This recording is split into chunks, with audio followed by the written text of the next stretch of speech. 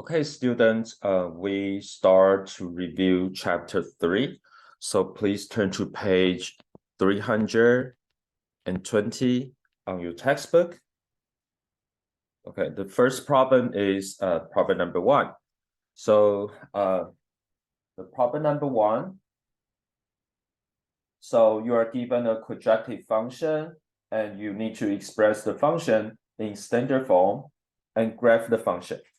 So this one is actually an easy one. So if you want to make a standard form, so you need to have x squared plus 6x plus, because this is 2 times 3, so you need to make it a standard form. You need to add 3 squared here plus 2, and because you add 3 square, which is 9, you need to minus 9. Okay, so the first here, it becomes x plus 3 squared minus 7. So this is the standard form. And so this is problem A. For problem B, you need to graph this standard form. So we know that because actually this is 1 here, the coefficient of this square is a positive value. So we know this quadratic function is open to the top, open. So, and then right at x equals minus 3, it has y equals minus 7. It's a lowest point. So we could draw this. This is x. This is y. And we have minus 3, minus 7. So this is minus 3. This is minus 7. So this is the lowest point of this quadratic function. And then we need to find out x-intercept and y-intercept. So for y-intercept,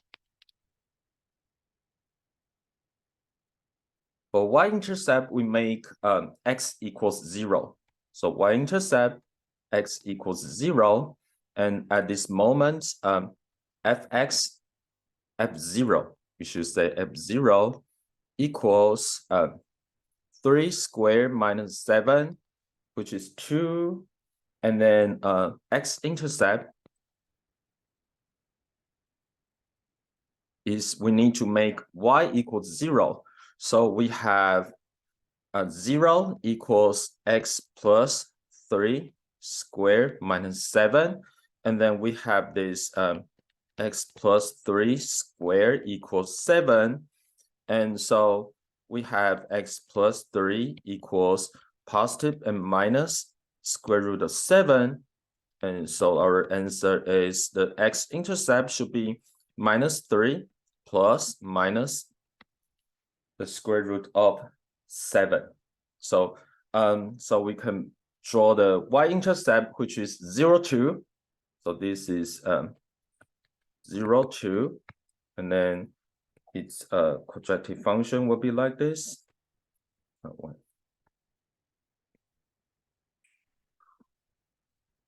And this is the x-intercept is minus 3 plus square root of 7.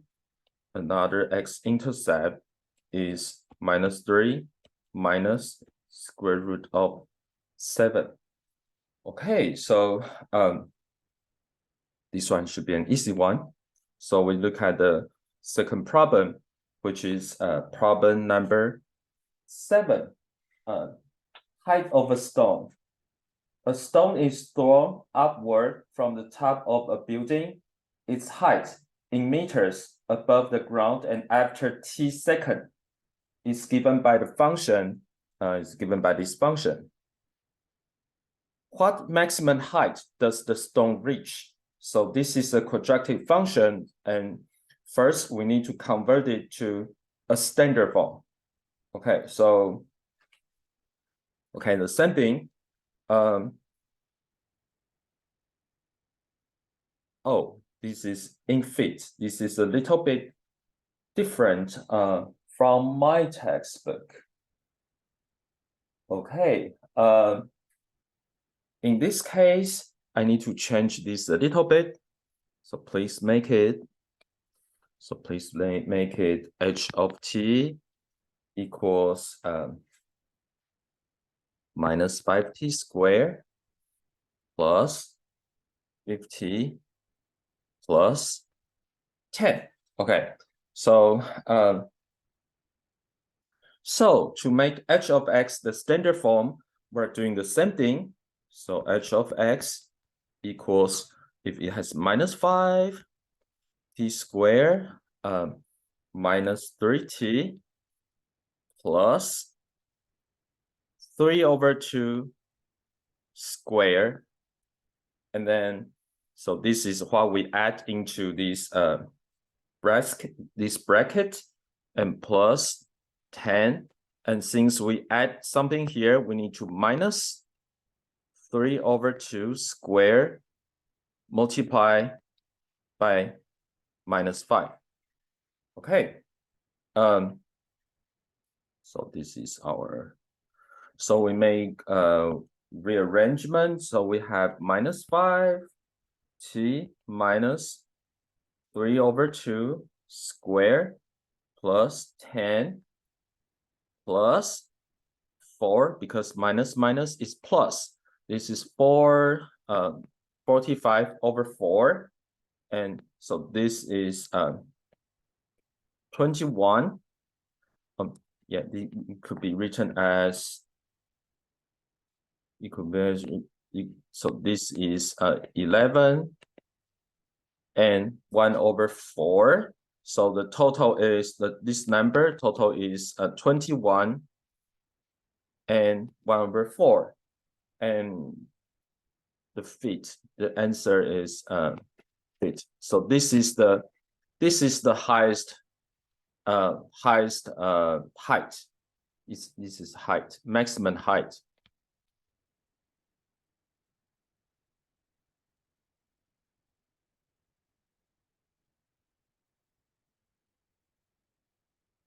So if we look at this, this is a minus, which means when t gets larger, h of t will become smaller.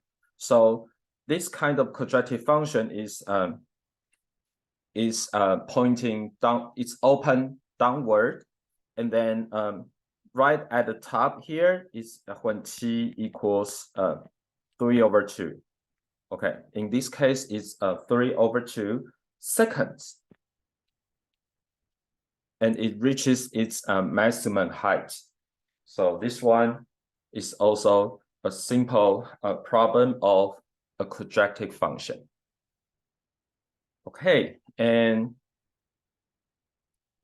the next problem we are talking about is problem number 9. It's transformations of these monomials. Graph the polynomial by transforming an appropriate graph of the form y equals x to the power of n. Show clearly all x and y intercepts. Okay, so in this case, we need to introduce this the graph of y equals x to the power of n. Okay, I write it here. Graph of x to the power of n. And so we have this if y equals x power of n. So if y equals x, and we have this,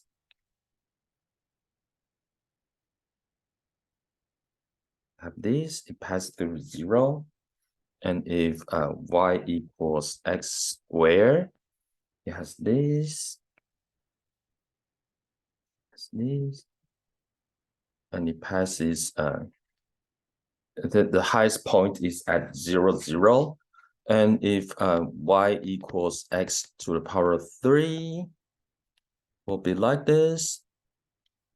So you can imagine when x reaches of course it passes 0, 0, because when x is 0, y is 0. And when x reaches infinity, y will also reaches infinity. But when x reaches negative infinity, y will reach negative infinity.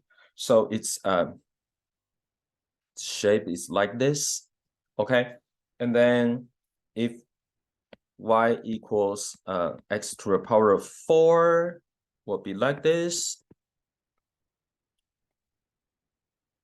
The tip will be more flat. And if y equals x to the power of 5, it will be like this. Will be more flat on the horizontal line. Be more flat. Okay, so one thing I intentionally put an even power here. So this is even power, and this is odd power. So this star is odd power, and then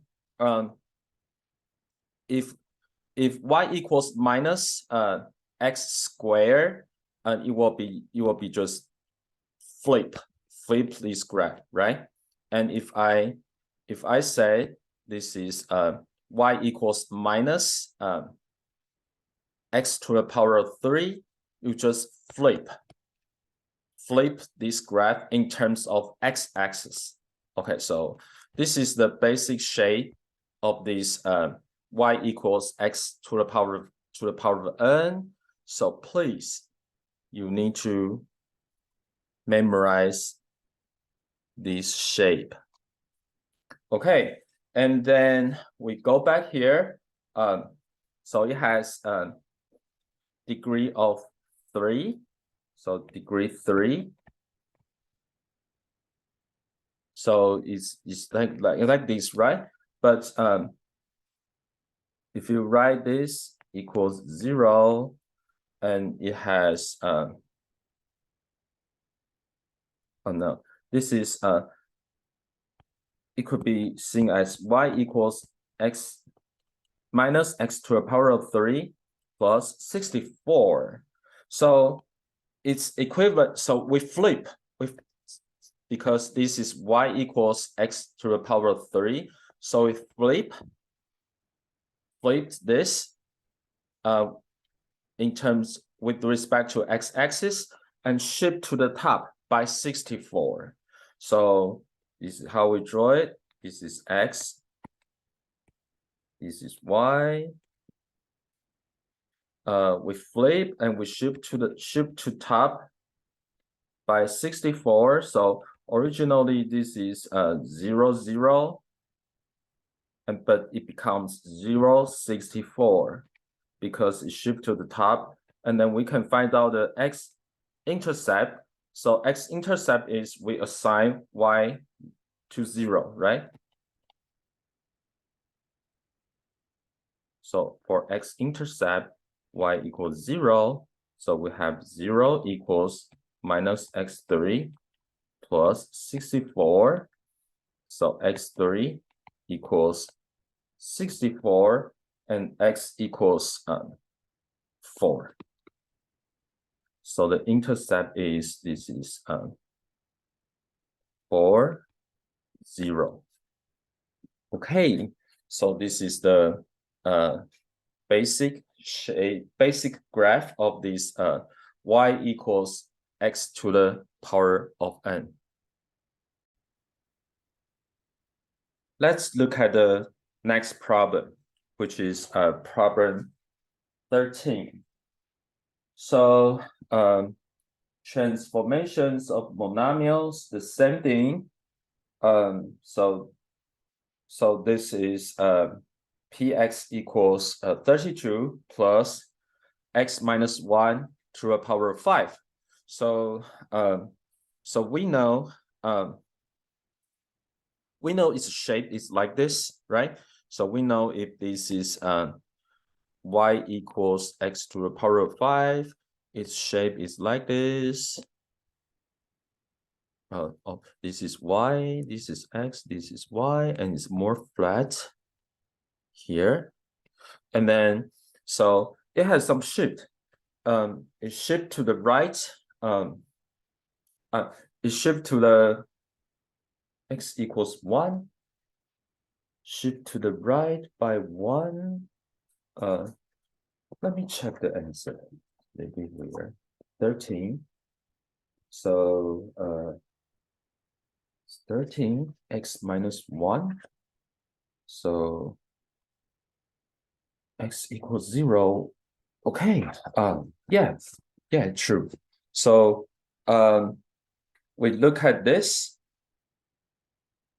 So we could find x-intercept and y-intercept. So we first find y-intercept.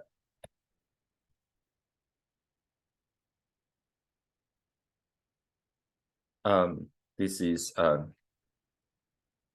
when x equals 0. X equals 0, and P0 equals 32. So we know y-intercept is 32, and then we find out x-intercept by assigning y equals 0. So y equals 0, and so we have 0 equals 32 plus x minus 1 to the power of 5. So we have this x minus 1 to the power of 5 equals minus 32. So we know x equals minus 1. So this graph becomes, this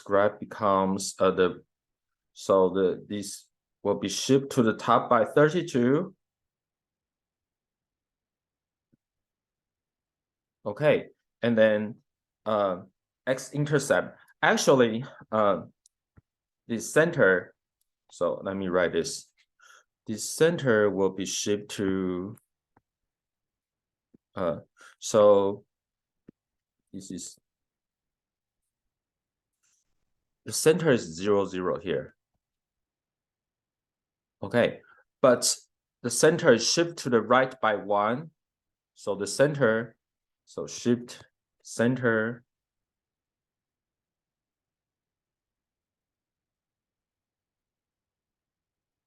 shifts to the right. The right by 1. Okay, and shifts to the top. By 32.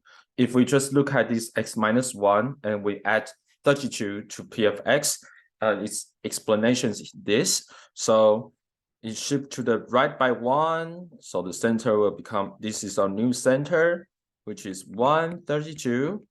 And then we draw the shape. And then the intercept here is x-intercept is minus 1. X equals minus 1. Wait, x equals minus 1. And this is y-intercept. It is y equals 32. Okay, so you could use 2 ways to draw the graph. So by the shift on the x-axis and shift on the y-axis, and then you can find out the x-intercept and y-intercept. So you could draw this graph successfully. Okay, so we look at, let's look at the next problem. The next problem is problem 15, graphing polynomials in factored form.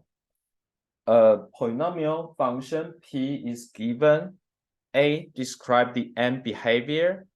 B, sketch a graph of P. Make sure your graph show all intercepts. Okay, to describe the end behavior, we look at the highest power, the term with highest power. So it's x, x, x. So the terms of this highest power is x. The highest power is x to the power of 3. And remember, it is positive because 1 times 1 times 1, it is positive. So this is 1, the coefficient is 1, it is positive. So because this the term with highest power, we call it dominant term.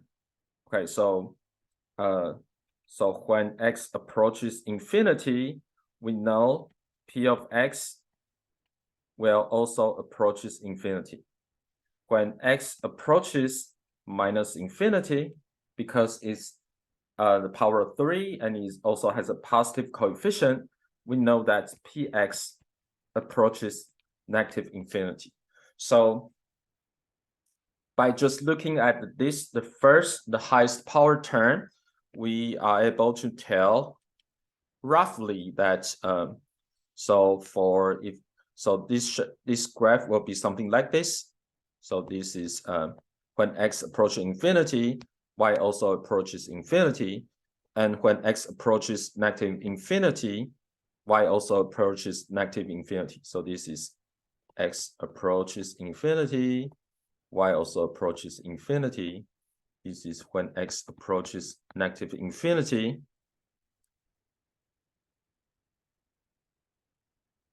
Y approaches minus infinity. And then we look at the x-intercept. So x-intercept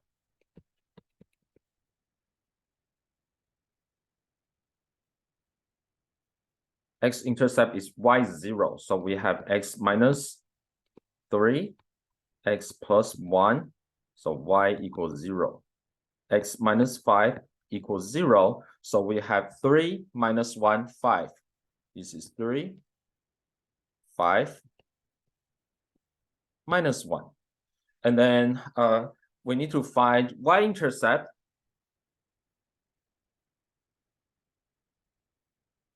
So we make x equals 0. So P0 is minus 3 times 1 times minus 5 is 15. So we know somewhere this is 15. This is our y-intercept. And then,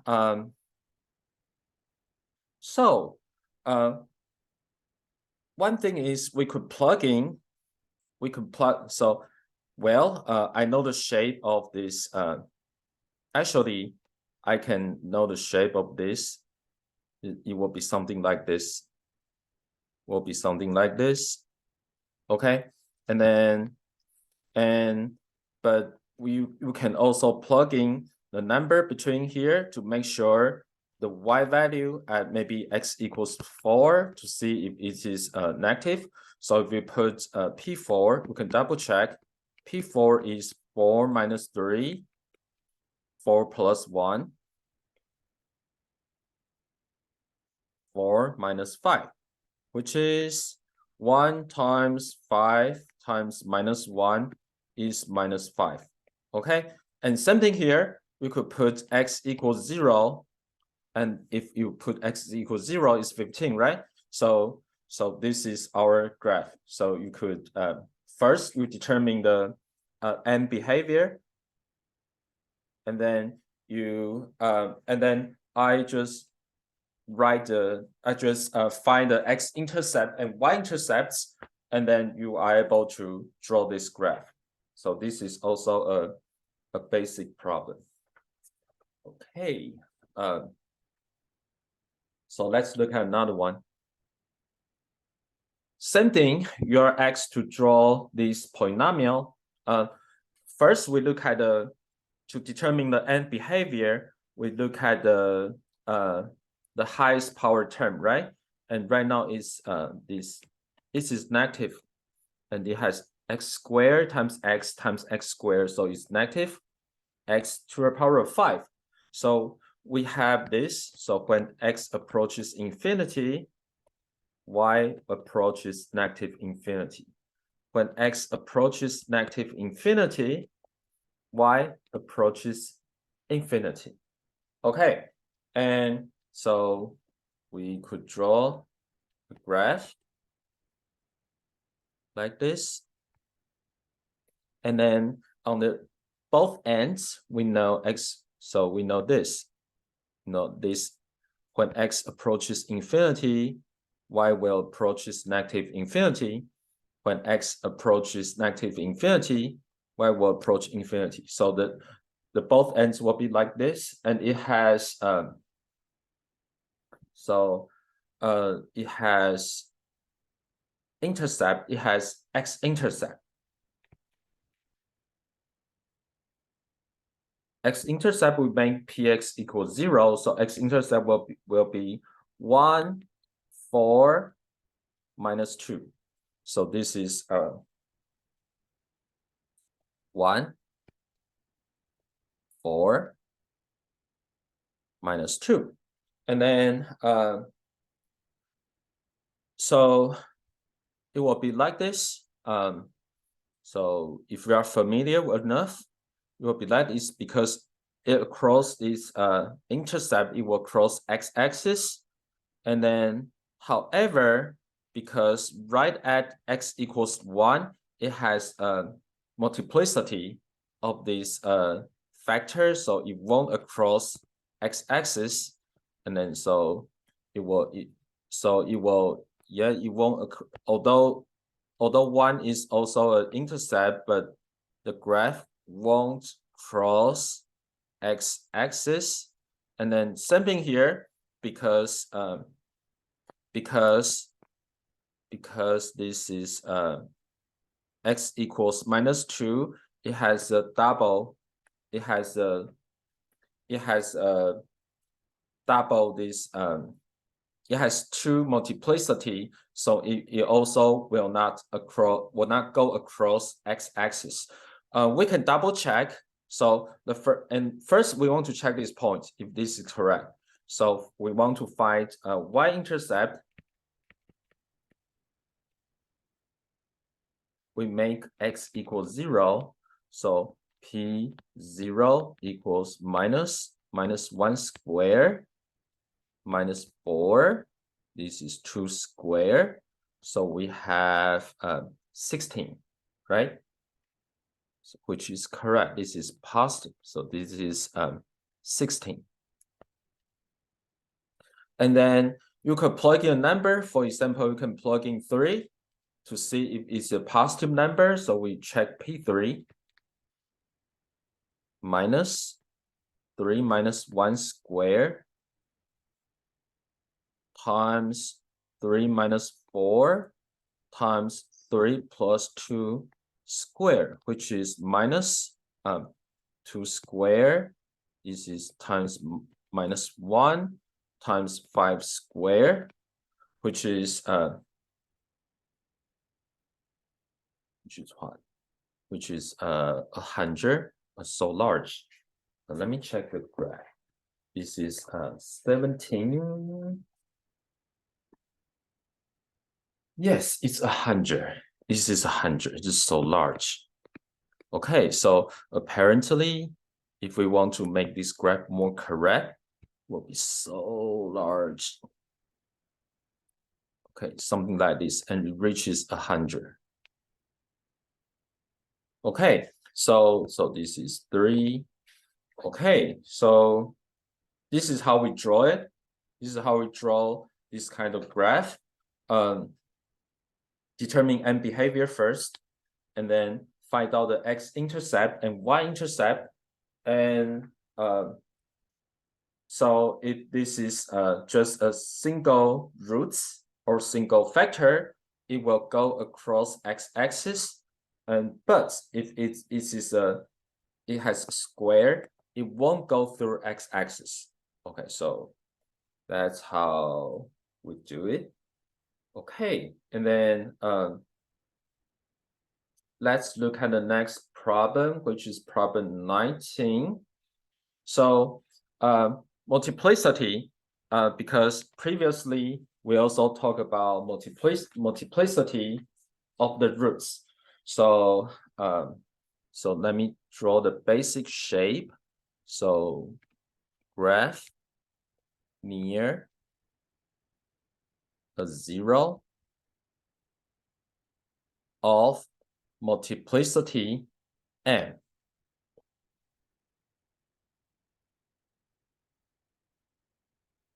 M.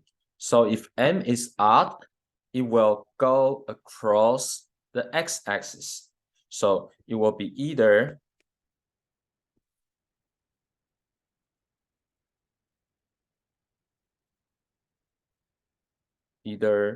this way or either this way. Okay, go across that zero. Okay, or if m is even, it won't cross x-axis. It will be like this. So this is 0, or x equals y, or this. Okay, and so to determine which shape, as I did for the previous problems, I plug in the numbers.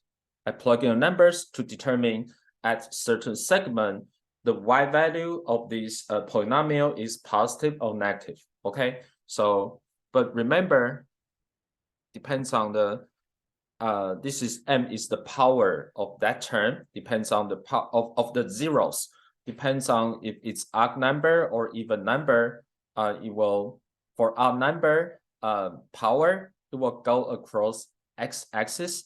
For even number powers, it won't go across x-axis.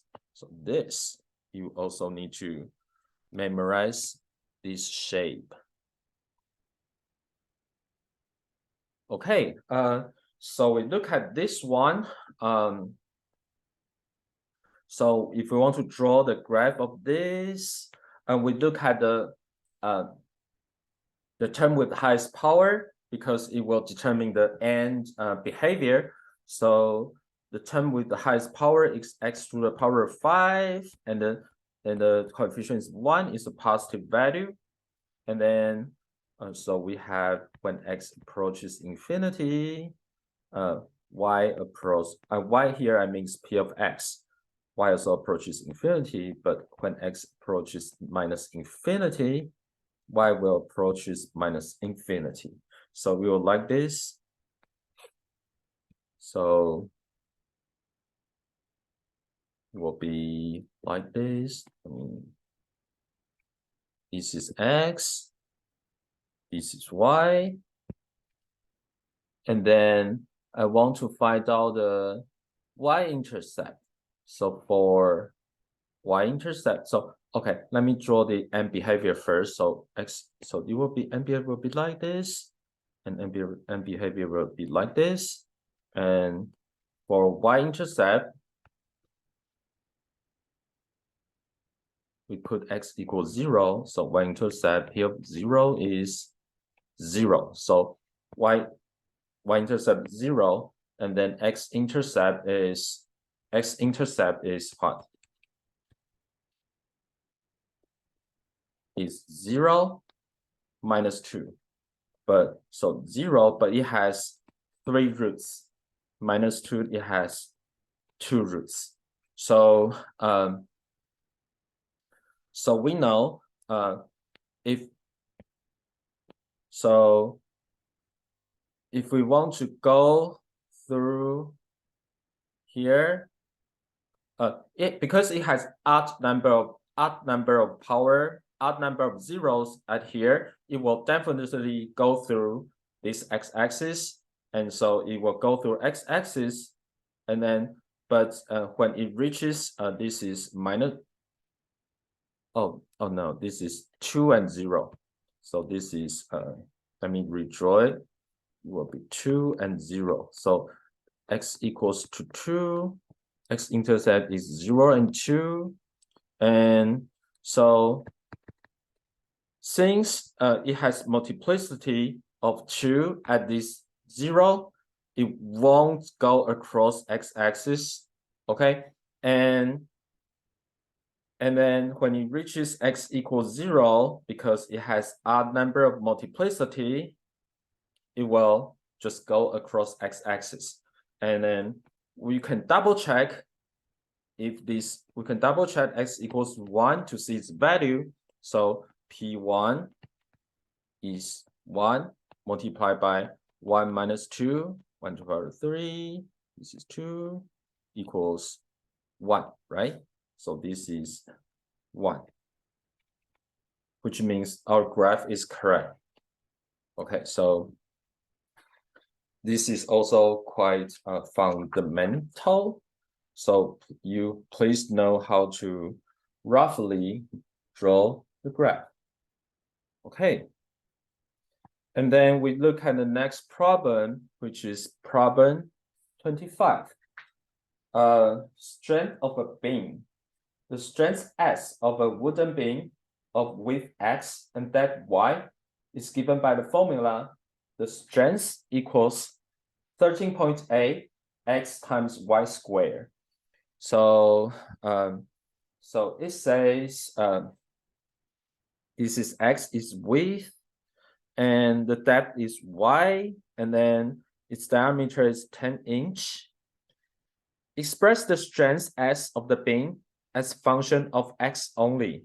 So if we look at this triangle, we have X squared plus Y squared equals 10 squared. And then because we want, so for problem A, how about right here? So problem A, we have S, the strength equals 13.8 X Y squared. And from the first equation, Y squared can be written as 100 minus X squared. So you have 13.8 X times 100 minus X squared. So we represent the strength as a function of X only, okay?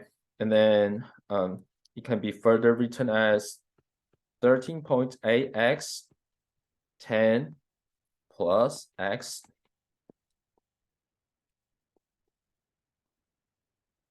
10 times 10 minus x. Okay, and then what is the domain of the function x?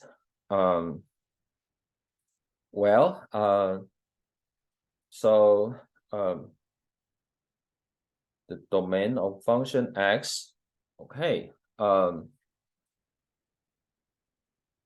because we want x larger than 0 and y also larger than 0, because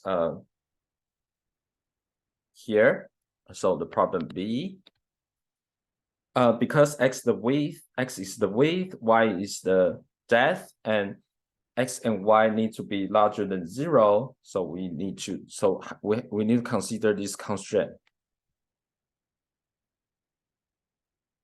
So x larger than 0, y need to be also larger than 0, which means this is y is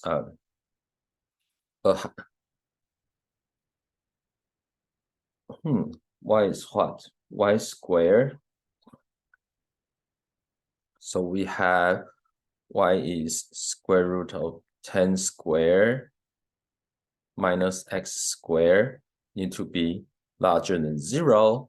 So we have, which means it's 10 squared minus x squared need to be also larger than 0, which means 10 minus plus x, 10 minus. So how about let's look at this. I would prefer to put everything to the right. I would prefer the coefficient of x squared is positive, smaller than 0.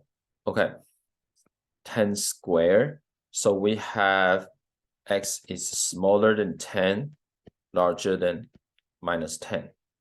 So, and since for the first constraint, x needs to be larger than 0, and for y is larger than 0, x needs to satisfy this constraint.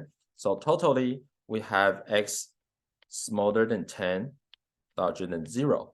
So this is the domain of the function x to make this problem reasonable. So this is domain of this strength S. So domain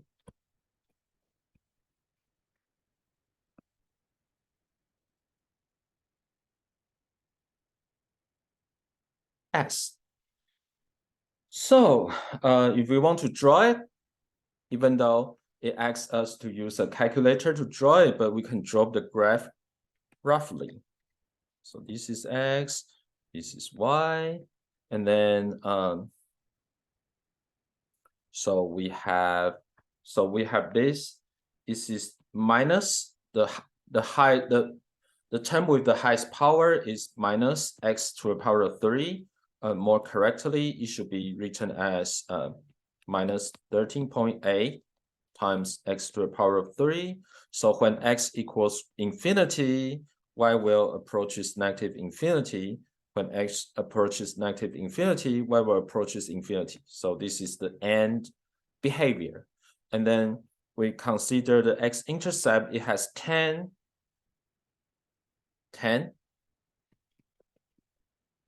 You have x equals minus 10. You have 0. So because it only has, for these zeros, it has a power of 1. So we know it will definitely cross the x-axis, and it will cross the x-axis again here. Okay, so you could so as long as you know the concept, you could easily draw the graph. Okay, and so problem D, what width will make the beam strongest? So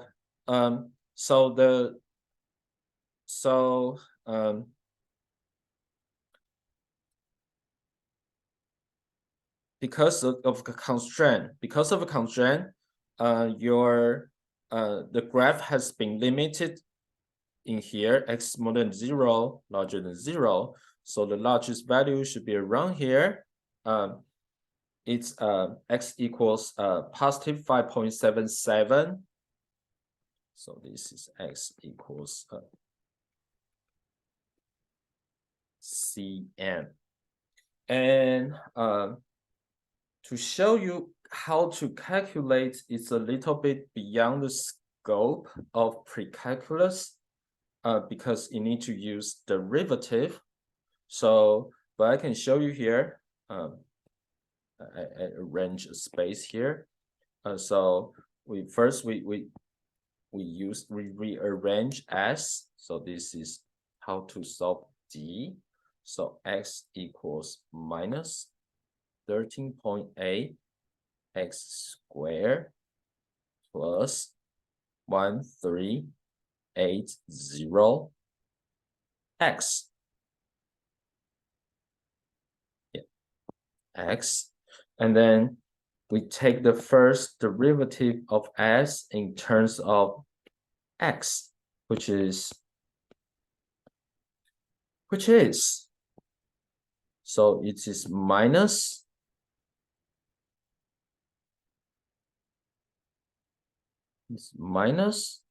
41.4 x squared, because it takes the first derivative, and then this is plus 1380 equals 0, because first derivative of this s function is its slope. So right at this point, its slope equals 0. So we have 41.4 x squared. Sorry. 41.4 x squared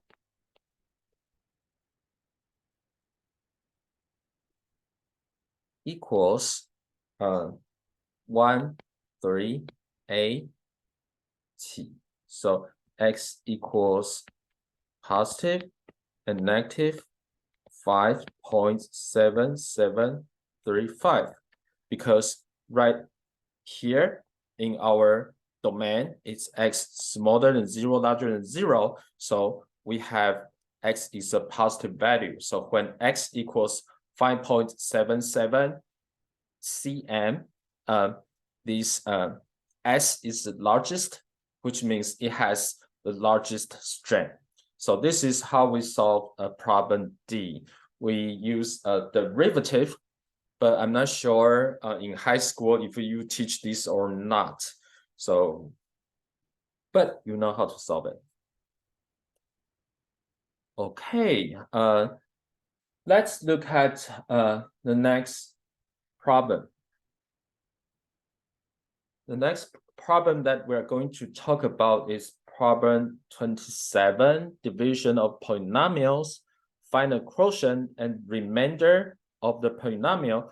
This is a very simple one. So I just want to remind you. And then I will only use the long division. So we have this. This is x minus 3. And then so we put x here. Okay, if this, because the x square, yes, it's x square minus 5x plus 2. So we have x square minus 3x and 5 minus 5x minus 3x is minus 2. X plus 2, and then you have this is minus 2, so you have minus 2x plus 5, and then on the plus 6, and 2 minus 6 is minus 4. So this is quotient,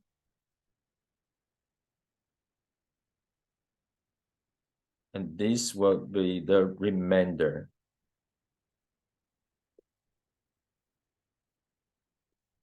And then this is the dividend.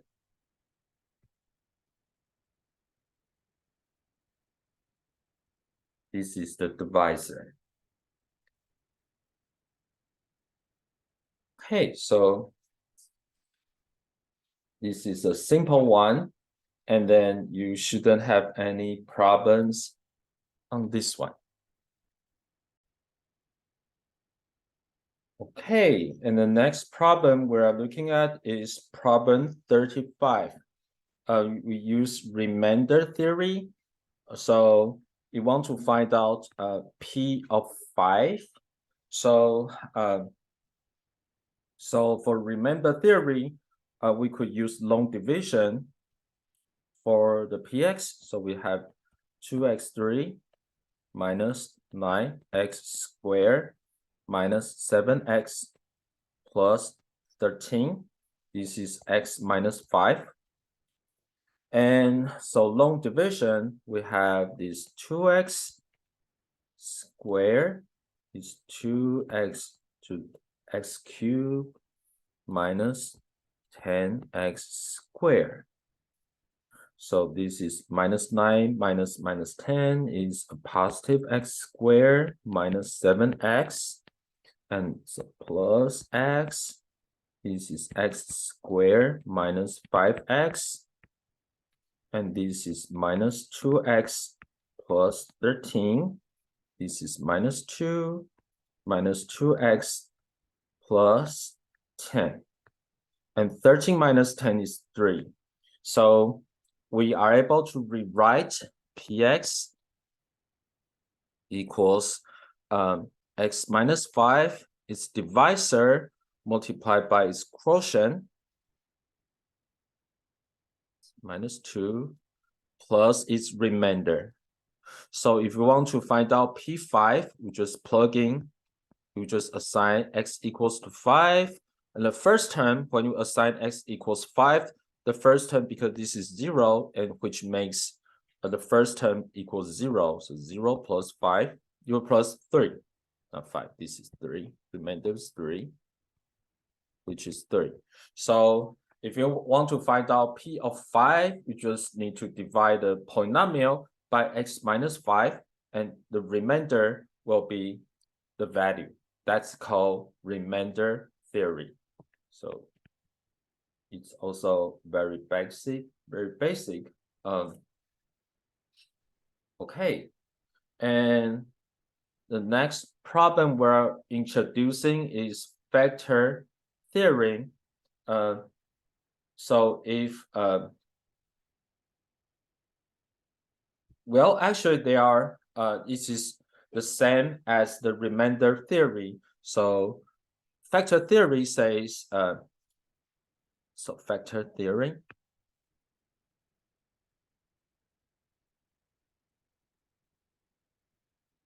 So C is a 0 of P of X as long as X minus C is a factor of P of X. So in this case, if we want to show that 1/2 is a 0 of the polynomial, you just need to use long division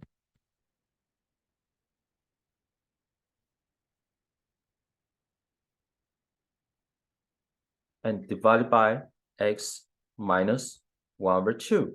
And if the remainder is 0, then you prove that 1/2 is the 0 of a polynomial. So this is not hard, so I just write the calculations that I did before the class. So I just write down the answers. I don't repeat it. So this is 2x3 minus 5x2. This is plus 2x squared. This is 2x power of 3. Let's see. It's 2 to the power of 3 minus x. Wait. Minus x squared. We have minus 4x squared plus 10x. This is minus 4x. This is minus 4x squared plus 2x. And then we have 8x minus 4. And this is plus 8. So 8x minus 4. And remainder 0. So therefore, 1/2 is a 0 of P of X.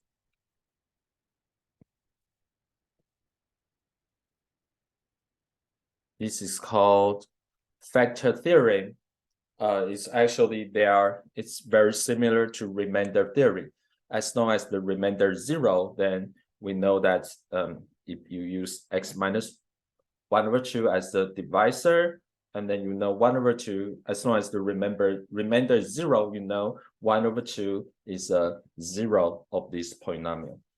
Okay, so and then next problem we're going to look at we are going to look at problem 41. Problem 41. Number of possible zeros. A polynomial P is given. A, list all possible rational zeros without testing to see whether they actually are zeros. B, determine the possible number of positive and negative real zeros using Descartes' rule of size. Okay, so we have 2 portions. Okay, so the first one is list all possible rational zeros. So possible zeros is P over Q, and P is a factor of the last of the constant term of 18, and Q is factor of the first or highest power term. So factor of 1. In this case, is factor of 1. So factor of 18. So factor of 18, it can be right here. 18 is 2, 9, 3, 3. So we need to start from 1. So we have positive minus 1, positive minus 2, positive minus 6, positive minus 9, and positive minus 18. So this is the factor of 18. And then and factor of 1, just 1 positive minus 1. So this is possible zeros.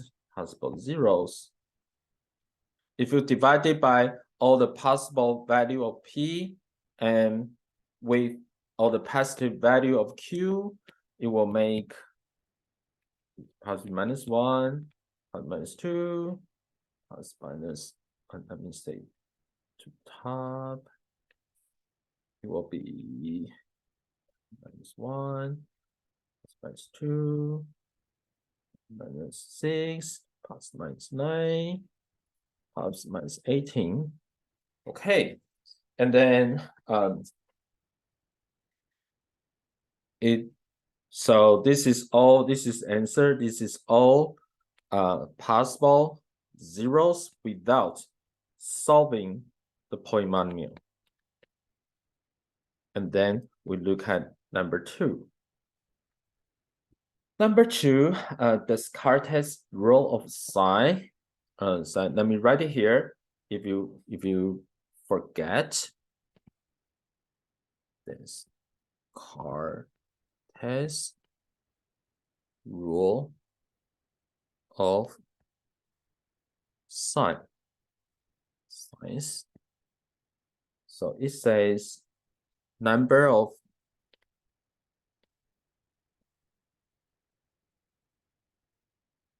positive zeros of P of X is equal to number of variations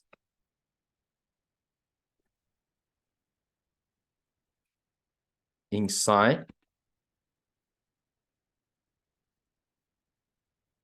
of P of X by an even whole number or less by an even whole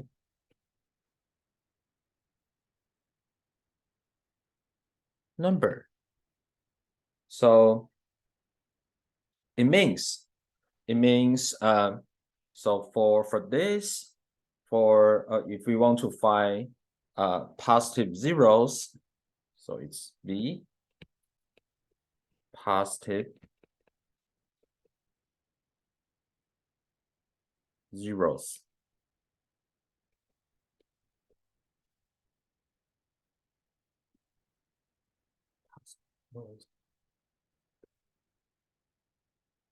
So it is Px equals x to the power of 5 minus 6 to the power of 3 minus x to the power of 2 plus 2x plus 18. So the number of positive zeros equals to the number of variations inside of P of X. So the first, this is 1. The coefficient for first term is 1, and in minus, so you have 1 variations and minus here and minus to plus for minus x squared plus 2x is another variations here.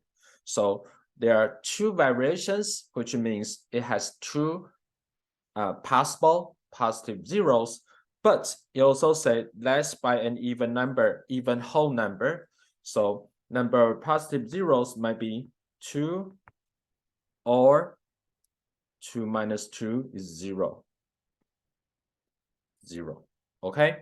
And likewise, for negative zeros. And for negative zeros, we look at the variation of p equals minus x.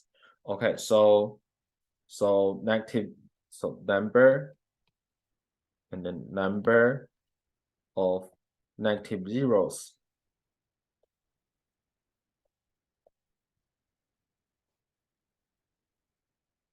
It has p to the power of minus x equals, this is minus x to the power of 5 plus 6 to the power of 3 minus x squared minus 2x plus 18.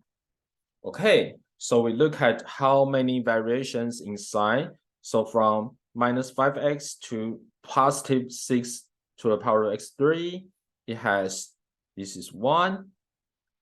And from positive 6x to the power of 3 to minus x2, this is 2. And from minus 2x to plus 18, this is 3. So the possible number of negative zeros, it has 3, or 3 minus 2 equals 1. Okay. Okay, I write it here. 2 or 2 minus 2 equals 0. So it's for number of positive zeros is 2. It maybe has 2. It maybe have 2 or 0. And for number of possible negative zeros, it may have 3 or 1. So which is the answer. So this is called Descartes' rule of sign. And you need to memorize this rule of sign. Okay, we look at the next problem. Is problem 53. Okay, problem 53. You need to find real zeros and graphing polynomials. Right? 53. And find all zeros of P and stay there. Oh no, you have find a polynomial with real coefficients of the specified degree that satisfies the given condition. So in this problem, you are given constant coefficient 12, and you have zeros minus 1/2, 2, and 3. So we write, so this is P of x equals is x3 plus ax squared plus bx plus 12. And so for so we have constant coefficients 12. We want to find out the factor of 12. So this is 6, 2, 3. So we have this, so Q, P over Q, right? So these possible zeros, P over Q, and P could be -1, -2, -4, -6, -12. So which means Q here, you need to have 1/2, you need to have 2, you need to have 3. It could be the factor of 4. So if this is 4, you say this is the possible Q would be positive minus 1, positive minus 2, positive minus 4. So 4 and 12, it could have 3. 12 divided by 4 equals 3. And then 4 divided by 2 equals to 2. And 1 divided by 2 is probably minus 2 is minus 1 over 2. So if we make this the first coefficient, we make the coefficient of the highest power 4, it can satisfy our zeros. So let's assume the polynomial may be like this, and we need to find A and B. So since minus 1 over 2, 2, and 3 are zeros of Px, that means if we plug in this minus 1 over 2, 2, and 3 into P of x, and then P of x needs to be equal to 0. So how about we just look at 2 and 3 first. We just plug in 2 and 3 first, and then we double check our result with minus 1 over 2. So we have P of 2 equals 4 times 2 to the power of 3 plus 4a plus 2b plus 12 equals 0. And then we have P to the power of 3 equals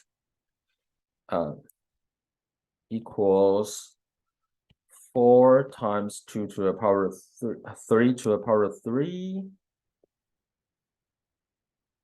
plus 9a plus 3b plus 12 equals 0. So here you have 2 equations and 2 unknowns, so we can solve A and B.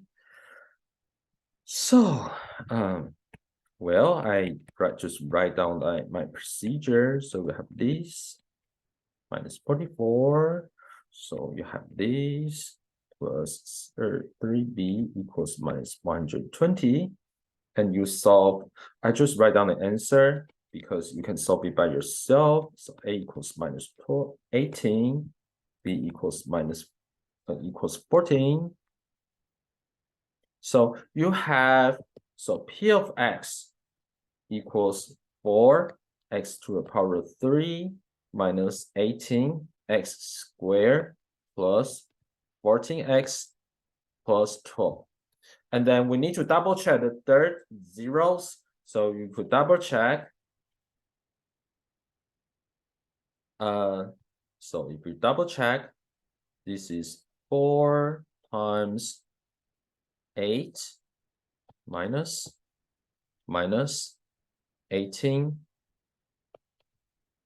It's 4 plus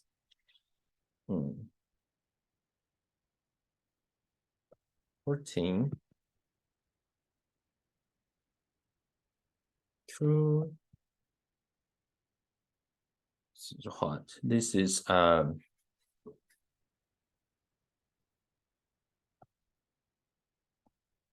2 is divided by this 2. So 9. So this is minus 5 minus 7 plus 2, 12 equals 0. So it is valid. So this is our answer. Okay, so the first is because if you are told zeros and then you also told one of the coefficient, it may be the constant coefficient or the coefficient of the highest power term, and then you could try to guess the other coefficients by looking at all the possible zeros, and then once you make a guess of the first coefficient and the very last coefficient, for this case there are only 2 unknown variables left, and then we can plug in the zeros and to see if this to find out A and B. And then because it has 3 zeros in this problem, so we try to plug in another zeros to validate our result.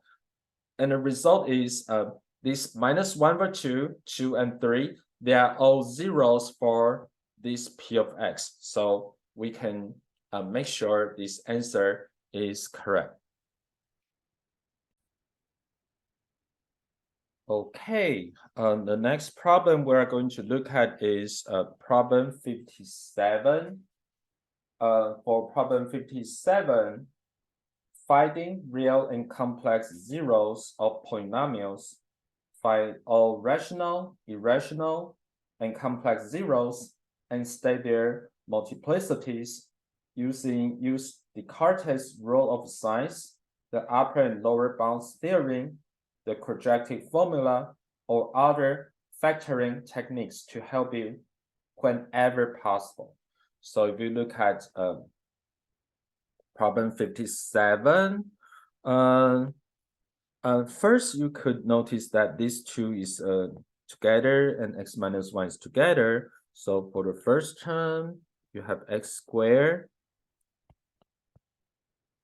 This is x minus 1 plus x minus 1, which is, you could take x minus 1 out. This is x squared plus 1. So the zeros, this is asks you to find, this is to find the real and complex zeros. So the real zero is x equals 1, and complex zeros is x equals positive and negative I. Okay, because we have, if x squared equals -1, and then x equals positive and minus I. Okay, so we have this. This is a complex number. Okay, and then x is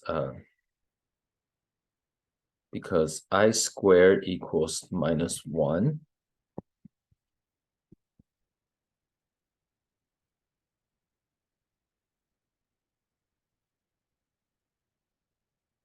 Yeah, because I squared equals -1. So yeah. Okay, so this is the definition of a complex number I. Okay, so this is the first answer. And then for next question, for next problem, we're looking at problem 67. So in this case, maybe we could find these first and these three terms together. So we have 6x to the power 3. It has x minus 3 plus 6. We take 6 out, x squared minus 5x plus 6. So first time, we keep the first term. And then for second term, it can be written as x minus 2 times x minus 3. So, and we both terms have x minus 3, so we can take 6x minus 3 out. It has x to the power 3 plus x minus 2. Okay, and so for this one, so this one is the 3 power of the power of 3. So we don't know. So if we look at, so we want to know the factor of this polynomial. So suppose we already know x equals 3 is a real 0. So suppose this is P of x. And then, so it's possible zeros are one. So it's possible zeros is P, suppose this P over Q. And for possible values of P, it should be the factors of the coefficient. So it could be positive -1 or positive -2. And then for the possible values of Q, it should be the factors of the highest power term is not positive -1. So we know that positive -1, positive -2, they could all be possible factors of P. And then to find out, we could check. So we could check P1 is 1 plus 1 minus 2. Oh, right. It happens to be 0. So we know that x minus 1 is a factor of P. Okay. Yes, x minus 1 is a factor of P. So we could use long division, x3. This is plus x minus 2. This is x minus 1. And then we have x squared here. So x to the power of 3 minus x squared. And this is x squared plus x. This is x squared minus x. This is 2x minus 2. And this is plus 2. 2x minus 2 equals 0. Okay, so we know x minus 1 is, yes, it is 0. The remainder is 0. So we know x minus 1 is a factor of P. So we find out this value by checking all the possible zeros of P of x. But luckily, for the first check, we just find it out. So it can be written as 6 P of x. How about let's make it Q? Let's make it Q here. Let's make it Q here. Okay, it's Q. It's Q. So we have 6 times x minus 3, and then x minus 1. And we have a quadratic equation, x squared plus x plus 2. And apparently, this cannot be further factorized. So we apply the formula to solve the quadratic function, which is 2a. This is minus b plus minus. This is square root minus 4 times 2. And so which is 2 minus 1 plus minus, because what inside the square root is a negative value. So we need to use a complex number, which is I square root of 7. Because 1 minus 4 times 2 is a, is minus 7. Because there's a minus in the square root. So we put I square root 7 here. So this is, the answer should be 3. So the x is, there are 2 real zeros, 3, 1, and then minus 1 plus minus I square root 7 divided by 2. This is our answer. You have 2 real zeros and 1 complex zeros. Okay. So this is the answer of problem 67. Okay. Let's look at the next problem. The next problem is problem 73. Complete factorization. A polynomial function p is given. Find all the real zeros of p and factor p completely into linear and irreducible quadratic factors with real coefficients. So first we need to determine all the possible zeros. So 4, let's look at a factor of 4. It's 2, 2. So this is p. This is p over q, and the possible values of p will be positive 1, positive 2, positive -4, and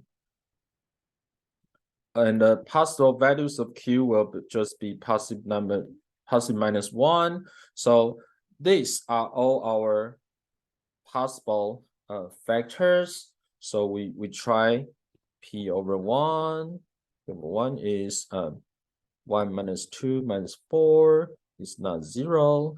And then if we have p of maybe have t of 2 here, t of 2 is 2 to the power of 3 minus 2 times 2 minus 4, which is 0. So we know p of 2 is a factor, which means x minus 2. P of 2 is a 0, which means x minus 2 is a factor of p. So we could apply long division. So this is x3 minus 2x minus 4. We have x minus 2. So we have x squared.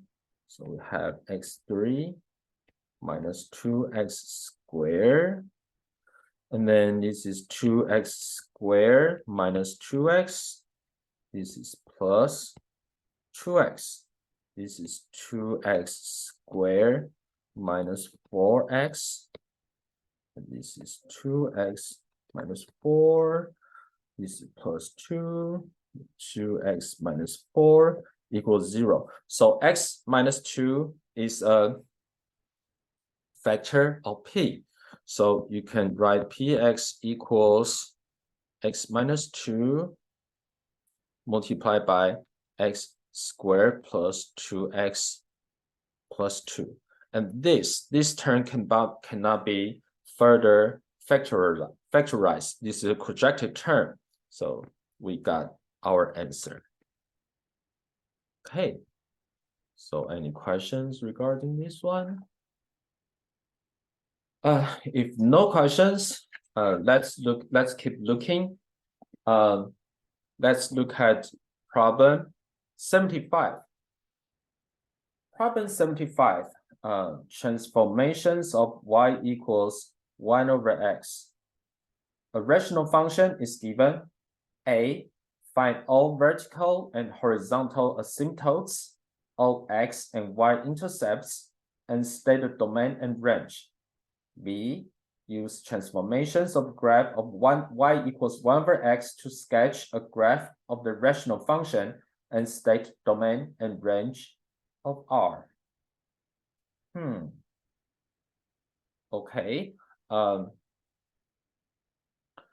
So by looking at this, so we have this we call vertical asymptote by if the denominator is 0. So if x plus 4 is 0, this is our vertical asymptote.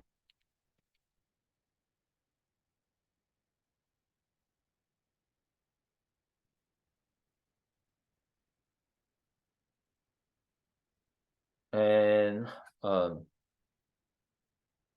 so when x approaches infinity and y will approaches 0. So which means y equals 0 is our horizontal asymptote.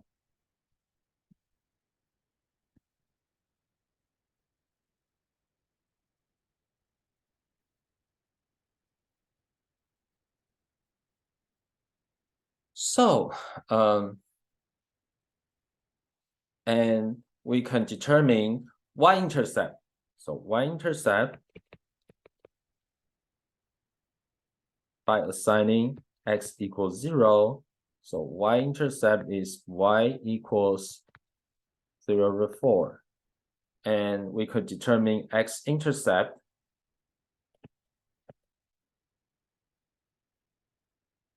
x-intercept is y equals 0.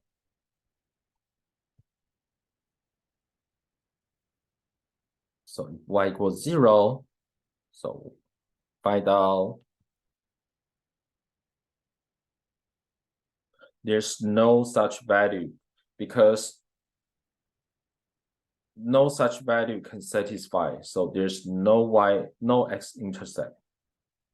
There's no x-intercept.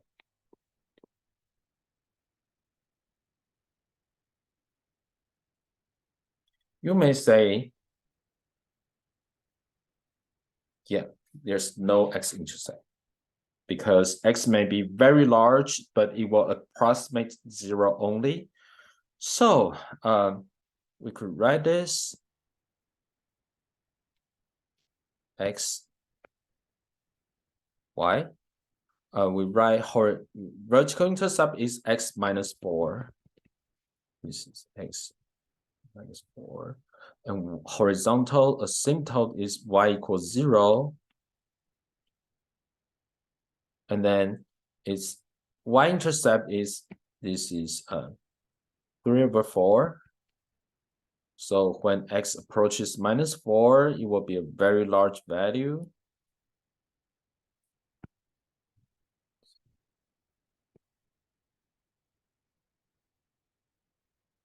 This is 3/4, and this is symmetry. Okay. So, and the domain and the range. So domain is x, all the real number of x and x, but x cannot be equal to minus 4, because when x equals minus 4, the denominator will be equal to 0, which is undefined. And the range is y belongs to the real number, but y cannot be 0, but because it will never be 0. In this case, there's no x-intercept. It will never be 0.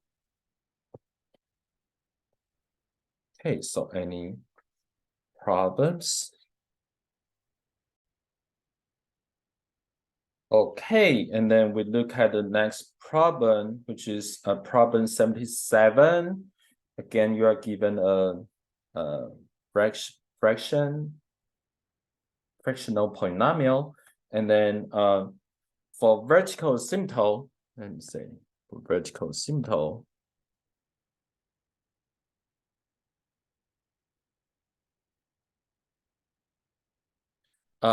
which is when diameter is 0. So when diameter is 0, its vertical asymptote is x equals 1. And for horizontal asymptote,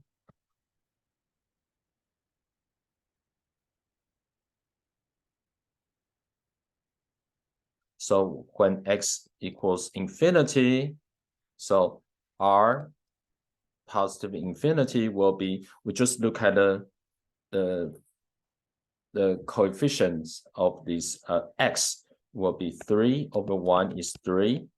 And when x equals minus infinity, r minus infinity, also minus 3/-1 is 3. So we know that y equals 3 is horizontal asymptote. So since we find out this is horizontal and vertical asymptote, we could draw the graph. This is x. Sorry, let me go to previous page. This is y. And then, so this is x equals 1. And y equals 3. We have this y equals 3. We have vertical, and then we could draw this graph. And we want to find out the x-intercept. So x-intercept is y0, right? And so you can find out this x-intercept and y-intercept by assigning y0 and x equals 0. So when x equals 0, it is so r0 equals minus 4 divided by -1 is 4. So this is 4, and then for y0, 0 equals minus 4, x minus 1. So x equals, which means x equals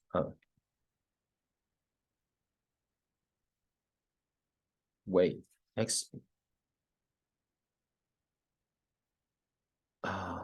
This is weird because X is 1, this is y3. It cannot cross X equals 1, but it's 3/4. Y0, 3/4, but you cross X equals 1. Let me check the answer. It's probably 77. Okay. We check the answer. Probably 77. I make it wrong. This is wrong. Yes, that's why it is weird, because this is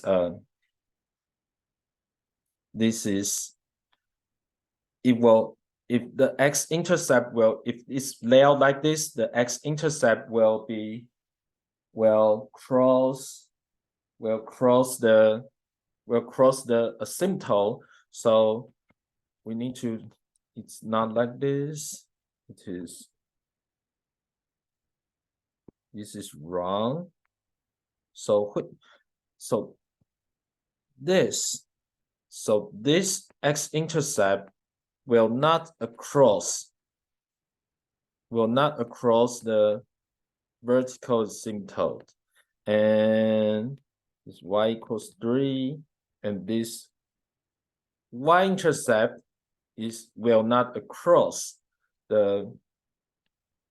this asymptote. So this should be correct. Okay, so you see, even though we still need to always double check. We need to always double check the x-intercept and y-intercept to make sure our graph is correct. So let me, yeah, this is correct. This is, yeah, that's how we do this problem. So hopefully you can get it right. So for the next problem, let's look at problem 85. Okay, so problem 85, it says rational functions with holes. Find the common factors of the numerator and denominator of the rational function. Then find the intercepts and asymptotes and sketch a graph. State the domain and range.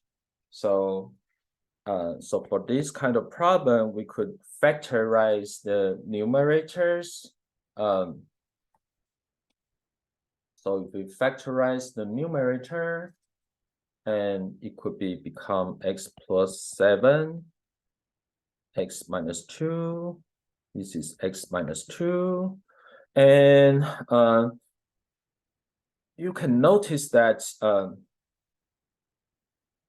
the numerator and denominator, it both has x minus 2.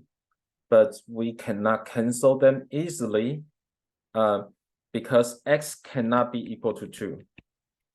Okay, so if x is not equal to 2, that means this value can be canceled. So if x is not equal to 2, then r of x equals x plus 7. It's a line, right? So if you draw this, because if x is not equal to 2, this is a real number, this is a real number. And then, so y here, so when x0, y is 7, when y is 0, x minus 7, so this is the intercept, this is 7. And then this is minus 7. And when this is 2, we put the hollow dot. So this, so x cannot be 2. X cannot be 2.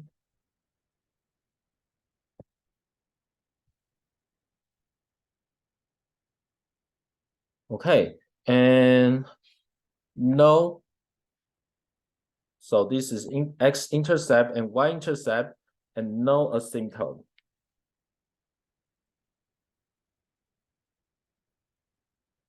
And then domain is x belongs to any real number, but not 2. So x belongs to any number, x cannot be equal to 2. And then the range, let me check it should be, y could be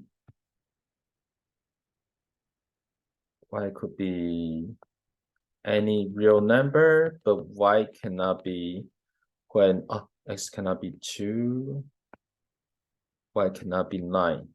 Okay, let me check. This is 85. This is in chapter 3, review of chapter 3, 85. Let me check. 85.